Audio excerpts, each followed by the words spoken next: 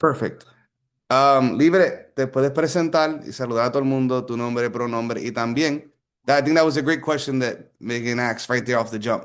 Like, how are you doing? How's everything going with the storms and everything? ¿Cómo te sientes? Claro, muchísimas gracias. Primero que nada, es un honor estar en este espacio con mi gente. Soy libre, llevo casi 2 años aquí en la Franja de Gaza. Llegué el mayo de 2024. Y soy trabajador humanitario. Mis pronombres son ella, o camarada. Este, en términos de cómo estoy, um, estoy llegando a la viejez como nunca me imaginó, porque yo no puedo recuperar como antes. Literal, llevo casi 2 semanas enfermo. Tiene que ver con el ambiente, claro, y la falta de medicina y todo eso. Pero cuando justo yo estaba mejorando un chin chin, había esa tormenta de arena y hacho, ya de nuevo, mi garganta está jodido, y, y yo tengo dónde quedar. La gran mayoría de la gente está viviendo en tiendas de campaña, um, y con los vientos, hacho, es súper complicado. En verdad, la situación sigue peor, sigue empeorando, pero hay menos atención mediática por culpa de otras cuestiones geopolíticas, en esta región. Um, pero los masacres, los bombardeos, encima de todos los efectos del clima, se complica la cosa mucho, y estamos viviendo sobre un bloqueo total de nuevo. Eso es algo que empezó al principio de las amenazas y los ataques a Irán por parte de Israel y los Estados Unidos. Entonces, los sionistas, para su seguridad, cerraron la frontera. No hay nada ni entrando ni saliendo, empeorando la situación, aún más. Entonces, estoy estoy vivo, estamos sobreviviendo, como decimos, estamos en la brega. So it's no es fácil, but we're continuing to do what we have to do. It's just aún más difícil.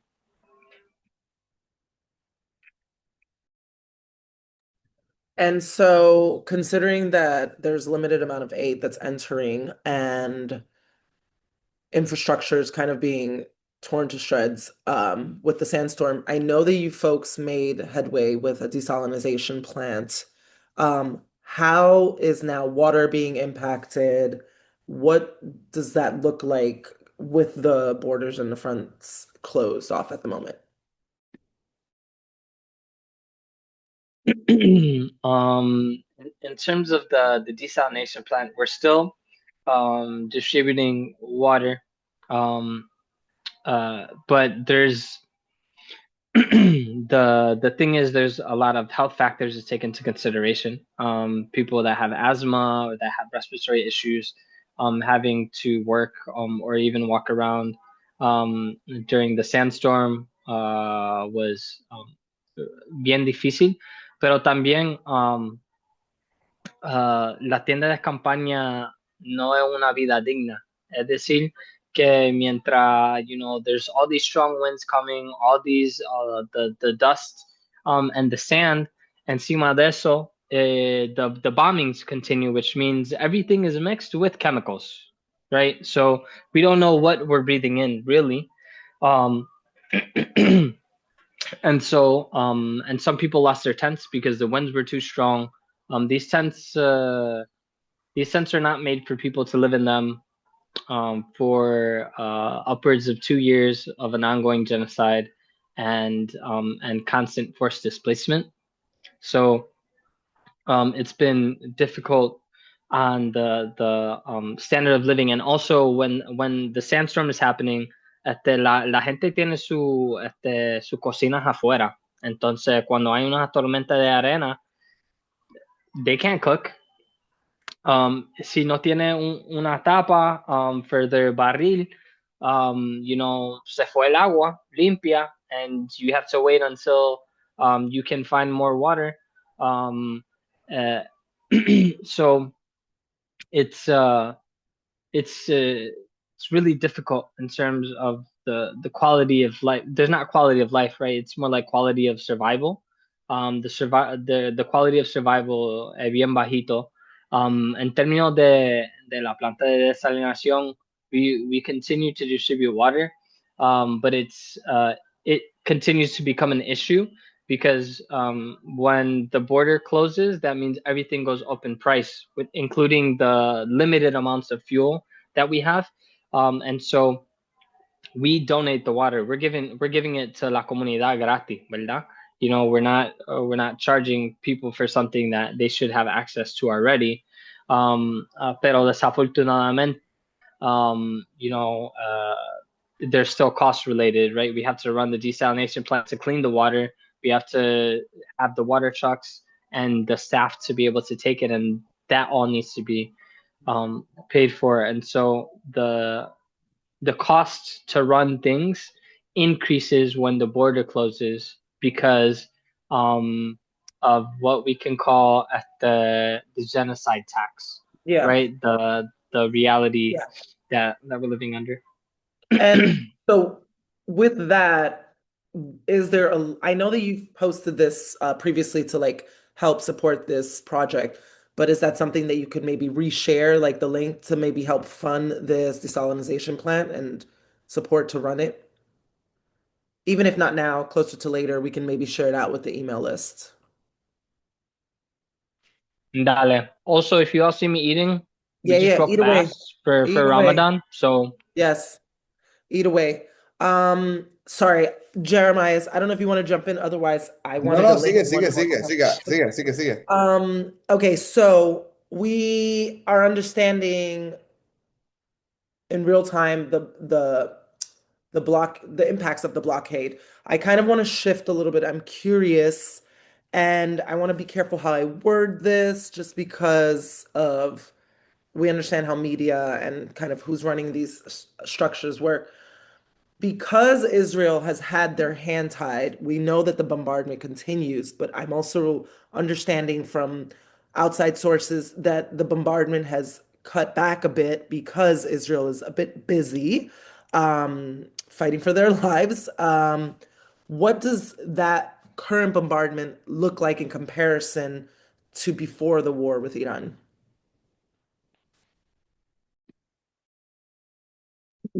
it's. I mean, the bombings are happening less. The thing is, they're having larger impacts. Um, and also, instead of bombing, we're seeing a lot more people being killed from snipers, from francotiradores, gente que está disparando cerca a la línea amarilla. So there's more of an effort focus on boots on the ground Zionists that are in the IOF to kill people, and not as much from drones and bombings, although they still are happening. So we've seen uh, a big increase in the people, for example, like what was it 2 days ago at a clinic in Jabalia, there was a woman. And this is happening unfortunately with more frequency. The yellow line, for people that don't know, la línea amarilla, una línea ambigua, at the that the Israelis say, okay, like whatever's behind this yellow line is controlled by the military, but it's ambiguous and it's not enforced by any international outside force. And because of that, what originally started out as 53% of the Gaza Strip being military occupied, now it's over 60%. They're moving the line cuando a ellos le da la gana. You can wake up in the morning and now you're behind the yellow line, which is what happened with con esta mujer in Jabalia. Y desafortunadamente un francotirador lo disparó en su cuello. You know, they shot her in the neck. So she was at the clinic getting treated. I don't think she survived.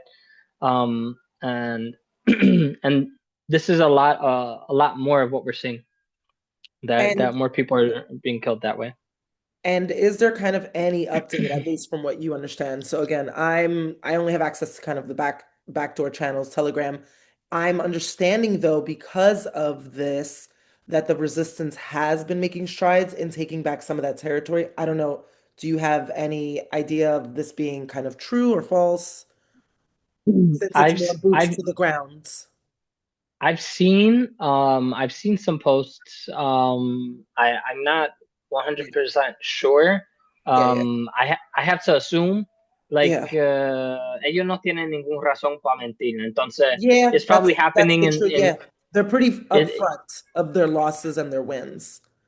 Yeah. Yeah. Okay. So I think they've had some strides, which Yeah.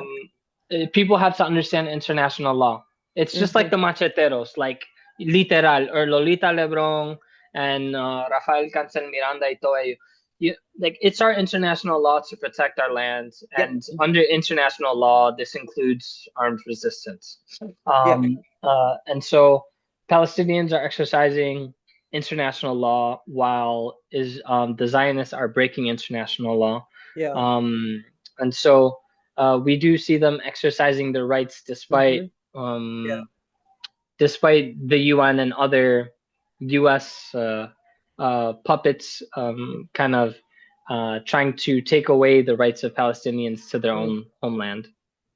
And Libre, with that, I'm just curious. Of course, you only know what you know in this moment, living there and the work that you're doing. But considering what we know to be true with the resistance of the Lebanese making headways, reclaiming territory in Lebanon, with Palestinians making strides in Gaza, with, I mean, Baghdad, the Green Zone has been infiltrated, right? The attack on our base in Baghdad. Like, what do you think, just being inside, what do you think this future for Western Asia could look like with this kind of crumbling of the imperial and rule in the region?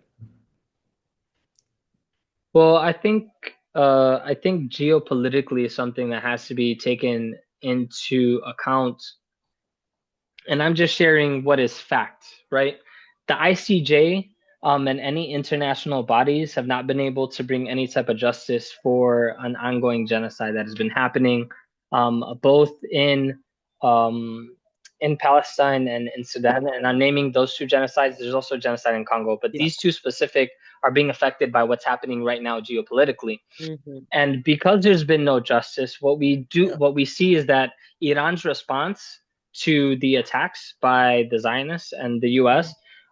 Is that one could make the argument that um, that justice is being served, I mean, and look at what's happening in Sudan. They're not able to bring weapons that they're funded by the UAE through the Strait of Hormuz, and they're making the most strides that we've seen since the start of the genocide in Sudan from the Sudanese military to take back land, but also defeating the RSF in many regional points.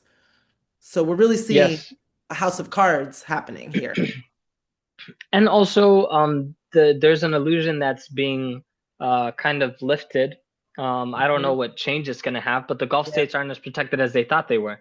Hmm. You know, although we have to be very clear that Iran is only attacking military Yes. bases or Yeah. military installations. They're not attacking the sovereignty of any nation because U.S. military bases are considered U.S. sovereign land in a foreign Mhm. country. So hitting those things is not attacking those countries; it's attacking the Yeah. U.S., which is what they said they were going to do. Um, uh, what we're seeing is is a anti-Zionist resistance, kind of having some new breath being put into it, right? So we're seeing the resistance in Palestine, the resistance in Lebanon, the resistance in Iraq, in Iran and the Houthis in Yemen are all doing things simultaneously, which is not something that I think would have happened if were it not for Iran to be in the position that they're in.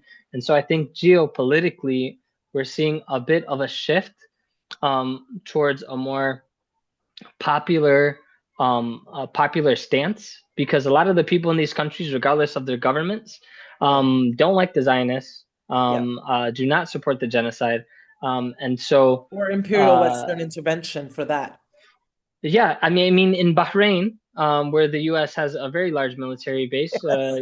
right after Uh, they illegally killed the supreme leader of Iran, we see protests and they kick the leader out of the country, right? yes. And so this is happening in other places, Pakistan, Yeah.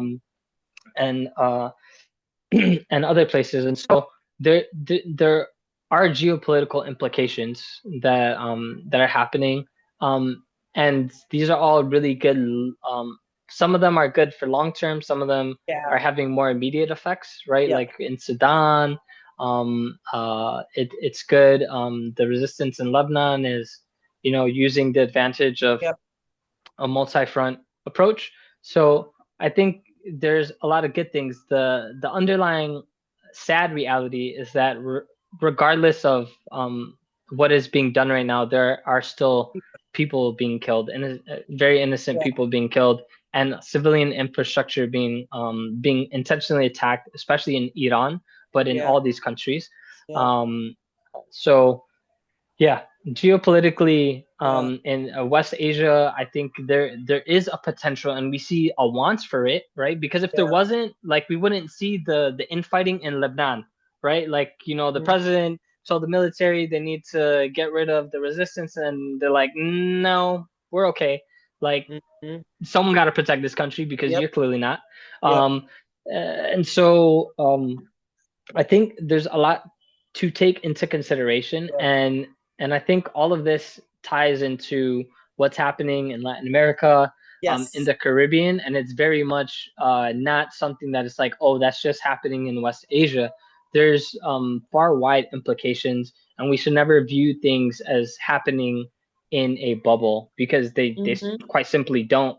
Right, like the whole genocide set the groundwork for an invasion and illegal kidnapping of Maduro, which then now creates the Shield of Americas initiative, where Trump met with 12 leaders from Latin America and the Caribbean on how they can get more military bases and how they can get more boots on the ground in our countries, and claim that it's for to attack for to attack the drugs, when most of the countries that are participating are hubs for drugs Hmm. and have ties to the US to Hmm. take drugs to the US or Europe.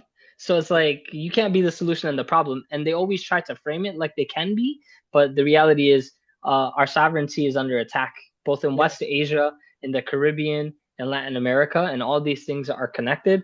And we have to see them. We have to see these liberation movements as our liberation movements and fight for them just as hard because they Yeah. do directly affect us. And it's interesting because I think so many people in, for example, on the Puerto Rican front, let's just take it there, are so curious as to why pro-Palestinian movements from within are so focused on Gaza. And I think you make a critical point. Can you please, just for the sake of this recording, since it's going to be shared out, um, let's take it back a bit to those that are on our side, wondering why we're so focused on Palestine, why we're so focused on Gaza. What does that relationship have to do with the sovereignty and the potential independence of Boricuas?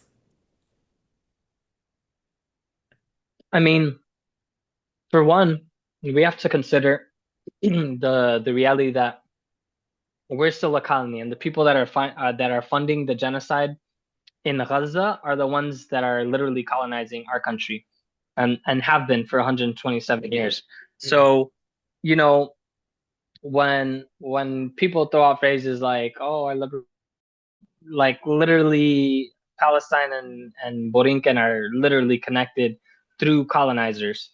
Um, and it's not just the U.S. Now we're seeing, for example, Proyecto Esencia is being led by the Rubin brothers. And if you do enough research, you'll find out that the Rubin brothers are in fact Zionists, and that they are Zionist billionaires that have a project to steal, I believe, close to 3,000 acres of protected land. That should sound familiar because that's exactly what they do in Palestine.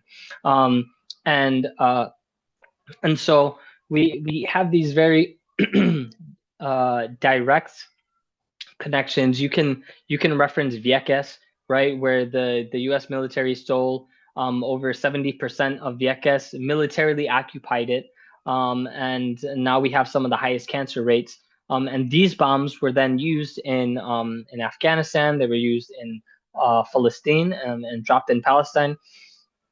Um, and so there's that front.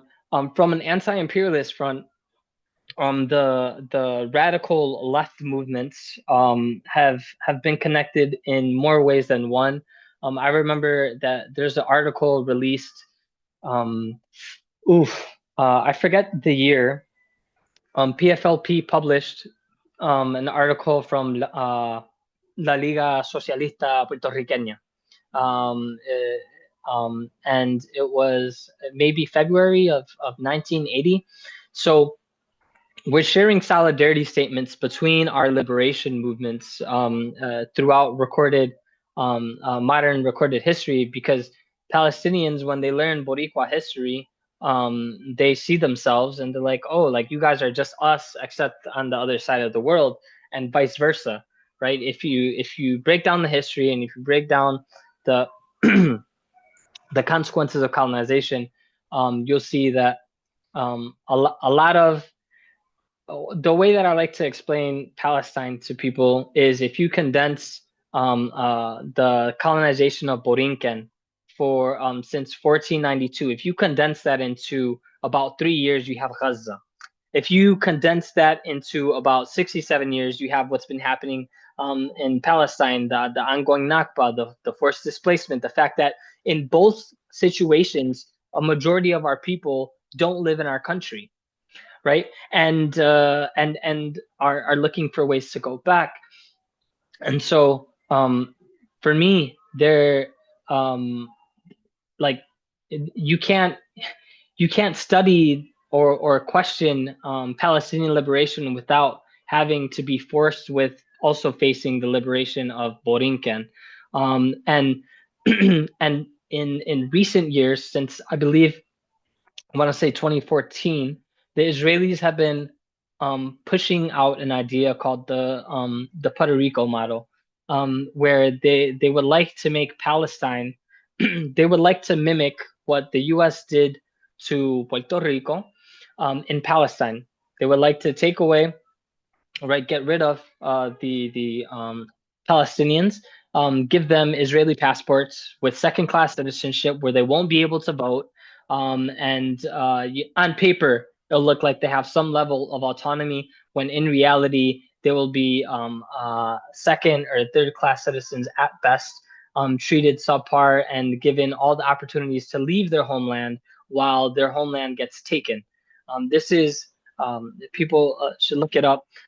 But this is a proposal that keeps on getting pushed by the far right parties in Israel, and so literally it's all connected. It's called the Puerto Rico model. If you look it up, look up Puerto Rico model, Jay Fonseca, because Jay Fonseca talks about it, and there's also some articles in English, but there's I think more content and an interview in Spanish where Jay Fonseca talks about it. Thank you, Libre. Go ahead, Jeremiah. You want to jump in? Yeah, Libre, gracias por eso. I wanted to talk really quickly about, you mentioned esencia, right? And that's something that several people on this call, yo veo aquí que tenemos a Damari también de Brigada Solidaria del Oeste. Ya, ¿verdad? Damari está aquí. Damari, un abrazo. And I think it's really important, right? It's super important to talk about you've mentioned several times like the genocide, the land grabbing that's happening, right? And this Puerto Rico model that you talk about is super interesting because it makes me think about as you were talking, explaining it, it was connecting it to Esencia and how literally Esencia is this aggressive attempt to remove our people, right? And it's not just Esencia. There's also the PS 25, which is the law in Puerto Rico that is basically going to make the coast available for any type of construction. And so I wonder, like, you are right now. You're currently based in Gaza, and I'm wondering if you how is it for you being out there, right? I know for the diaspora, right? When we see these things happen, it gives us a lot of anxiety. We want to be home. We want to be there, and we feel this disconnect. Being I'm in New York, and I wish I could be in Puerto Rico right now, right? And so you are where you are, right? And you're doing amazing work where you are. How do you navigate being where you are, but also like, man, like also seeing what's happening in Borinquen?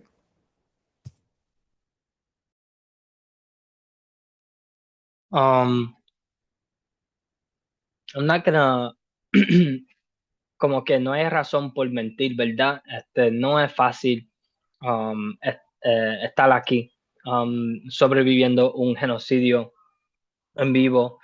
Este, um, o sea, por ejemplo, lo que nosotros estamos documentando y compartiendo, um, la gente de afuera lo ve por el momento en que estamos, o sea, grabando, pero nosotros vivimos antes, durante y después de esa grabación.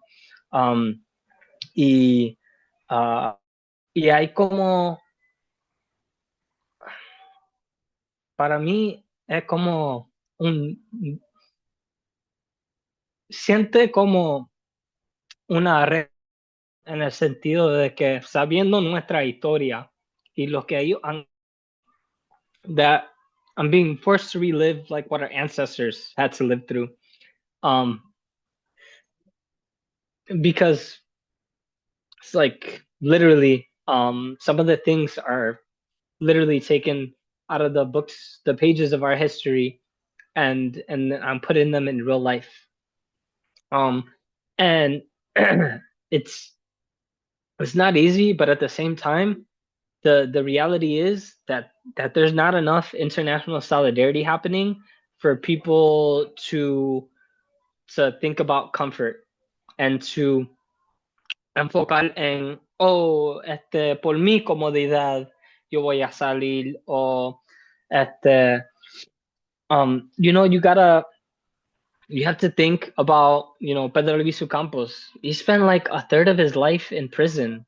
And everyone, is, oh, Don Pedro Albizu Campos, El Maestro, all these good things. And he died, he died in pain.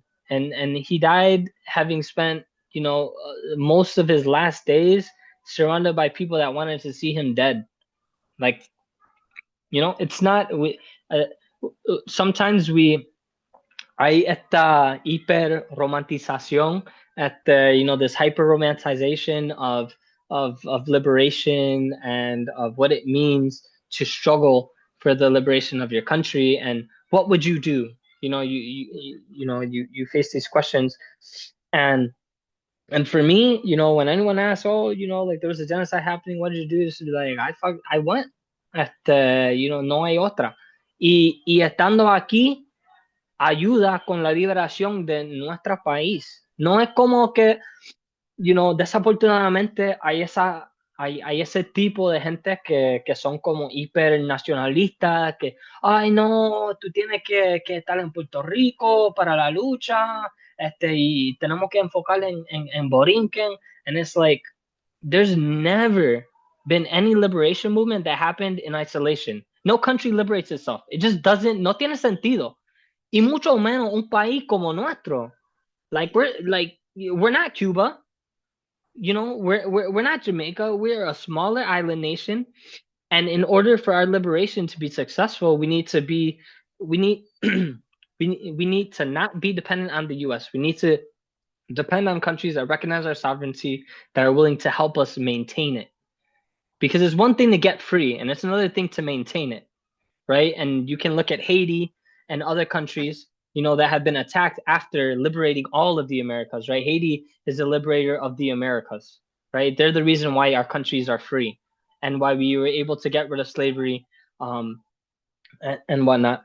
And so we have to understand international solidarity, solidaridad internacional como acción, no palabras. O sea, las palabras son buenas para motivar a alguna gente, pero al fin y al cabo, las acciones son las cosas que van a cambiar la situación.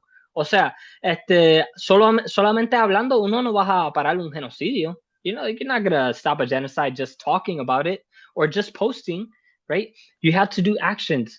And it's not going to be comfortable. But if more people are willing to take on the labor, then it falls on less people, and the load is not the burden is not as heavy. Um, uh, and we haven't reached that point. And so for me, in the back of my mind, it's always not only like what would I do, but it's also what position am I in? And I'm in a position where it's really hard to get into this place.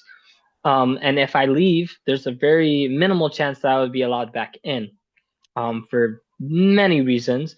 Um, and so hay que aprovechar de la oportunidad para estar en solidaridad y poder ayudar de una forma tangible, tomando en cuenta de que salir a la calle, como diría yo, parte de un serie de cosas que uno necesita hacer para lograr la independencia. It's like I think sometimes people just get caught in, oh, we need to do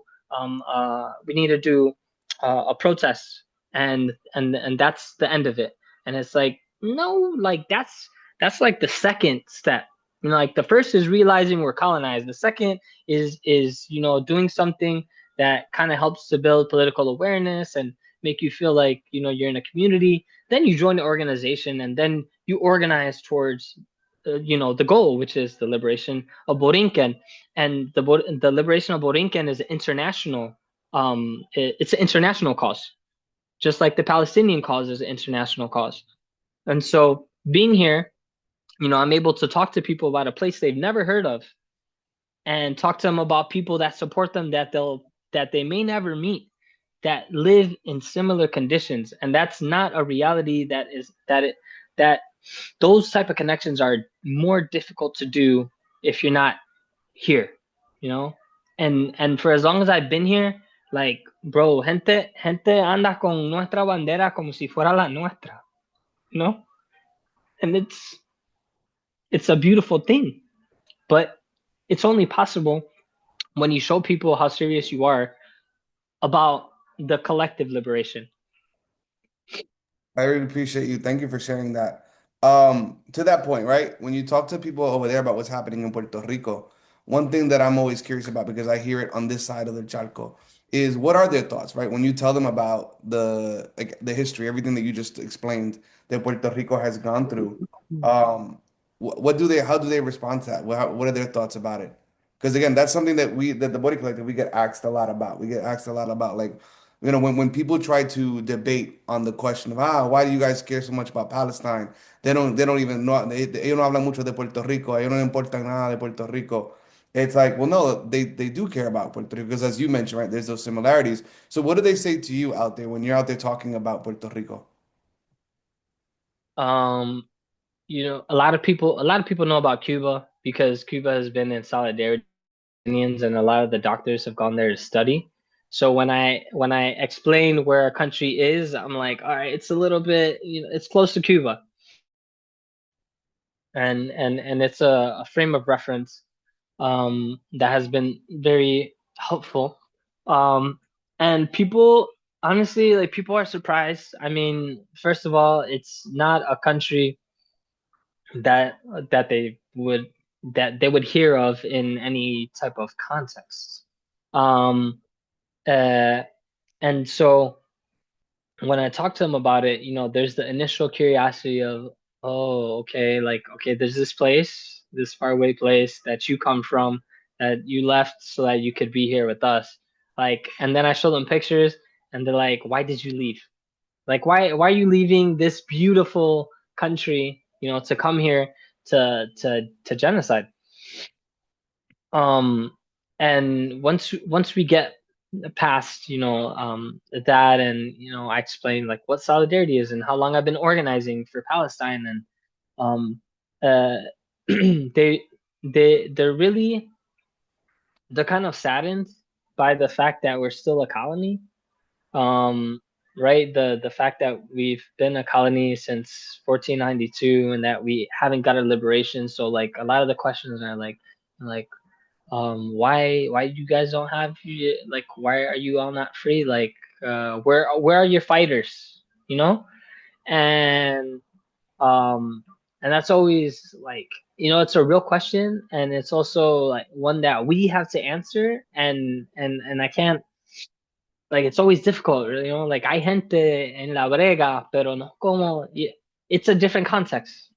Um, you know, and so they're curious to learn about like our music, our cultures. To some extent, they already know it. Bad Bunny reaches everywhere. Um, they know Despacito.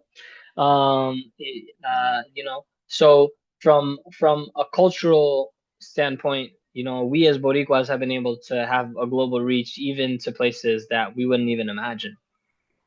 Um, and that's the importance of understanding the power of culture and why it needs to be revolutionary and help to organize people instead of being used to benefit capitalism, and kind of play this liberal at the role in society to keep people oppressed.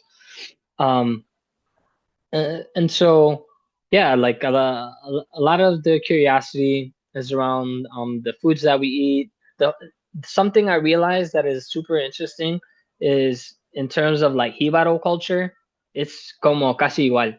Like they use the menguante. They're looking at the lunar calendar for planting. Um, there's respect, for their version of the Jibaros who have been able, until this latest genocide, been able to provide a large majority of food for the population, despite the blockade. And now with the blockade, we're kind of seeing um, this sad reality that played out when the U.S. started bringing corporations and stealing land from Jibaros, where people are forced to, they used to live in the countryside and now they're forced to live in tents, in a pseudo city type of situation, and forced to look for opportunities. Um, uh, Whereas they used to live off the land, um, and it's this it's a sad reality, that there are attempts to destroy the culture. It's not working, but at the same time, en el futuro, like they would need to have access to the land to be able to continue living the life the way that they used to, and that's not possible. And so, what happens to Palestinians, or what happens to Jibaros when the land that they've been working their whole life, that they've been trying to protect, is no longer available? And I think it's a real question, and I'm seeing some real long-term consequences because they're not able to. But so super sad. So we look for similarities, and language is also an interesting similarity, because some of the words that we speak, for example, pantalón en árabe y en español, blusa es blusa, Ojalá, fractura, inshallah. ojalá, inshallah, yes. So so there's these similarities that tie us in. Um, yeah, it's been super interesting. They're very curious about our country, um, and based on their experience with two Boricuas, because there was another Boricua nurse that came a few months ago, and she was able to verify everything I've been telling them since I've been here. Um, and it's a it's a good thing. And I always tell people the more I talk with the Gazans, the more I talk with Palestinians in general, the more it kind of comes to mind if there was anybody that would come to a genocide, like make a decision to come to a genocide to help, it would be a Boricua. Like they're the people that make the most sense. We literally know what they're going through because we've gone through it. You just have to know the history. And I think both of our liberation movements can very much benefit from working closer together, because they used to historically, but much like our a lot of our resistant movements, they have been attacked, and so some of these ties have been severed. So people will ask like, "Oh, ¿qué tiene que ver, Puerto Rico con Palestina?" And it's like, "Tiene todo que ver. Let me show you some history." Yeah. Yeah. Um, I want to thank you for all this. This has been really helpful and it gives me Yep. a lot of things to think about. So what I want to do is I want to end the recording. Don't nobody leave yet. I want to end the recording to leave space for questions. And not just questions. If folks want to just give some words of encouragement or their flowers to Libre, please, by all means, you can also do that if you don't have questions. So I'm gonna end the recording saying thank you, Libre, for being Thank you, here. Libre. Thank you. Thank you everyone for being here. And I'm gonna stop the recording now. Let me end the recording. Recording